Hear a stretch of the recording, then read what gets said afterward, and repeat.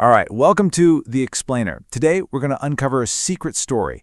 It's this hidden thread connecting some of the most common words in our language, and in a way you would absolutely never, ever expect. So let's just start with a puzzle. The words we're about to look at, they seem to come from completely different worlds. What on earth could they possibly have in common? I mean, really think about it.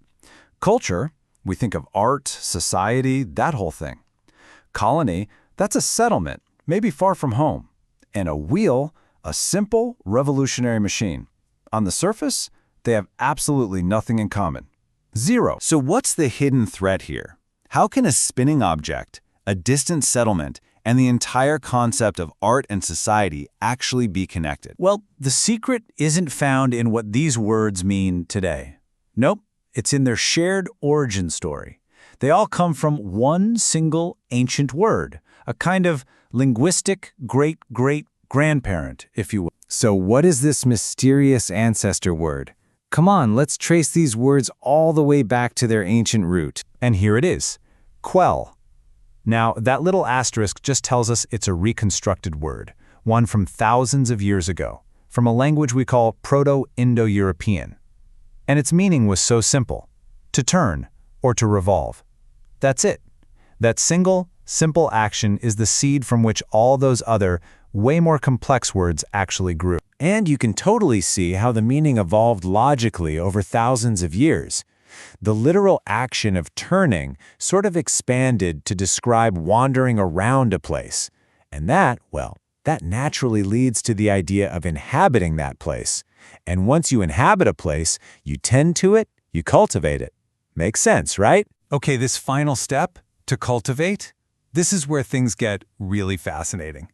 Let's follow this branch of the family tree and just see how it blossomed into a whole group of words we use constantly. In fact, get this, the source material draws this amazing parallel. It suggests the sound of cultivate might actually be onomatopoeic, comparing it to the Japanese phrase kutsu kutsu, which is the sound of a hoe striking the earth, over and over. It's the sound of work, of tending, of making something grow. And this is where that idea of tending just explodes.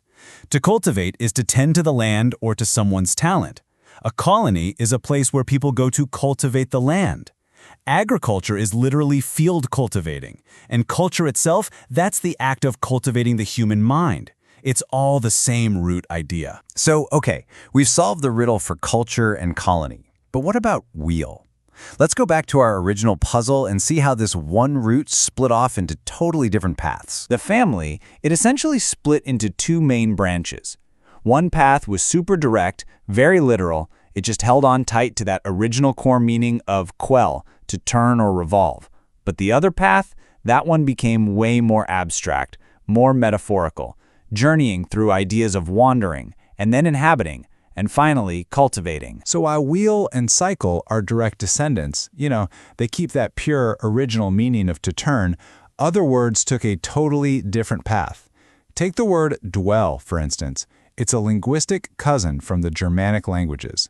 It started out meaning to wander, which perfectly matches that second step in our journey, before its meaning finally settled down, shifting from wandering around to residing permanently. So the next time you talk about pop culture, or a spinning wheel, or an ancient colony, you'll know their secret connection.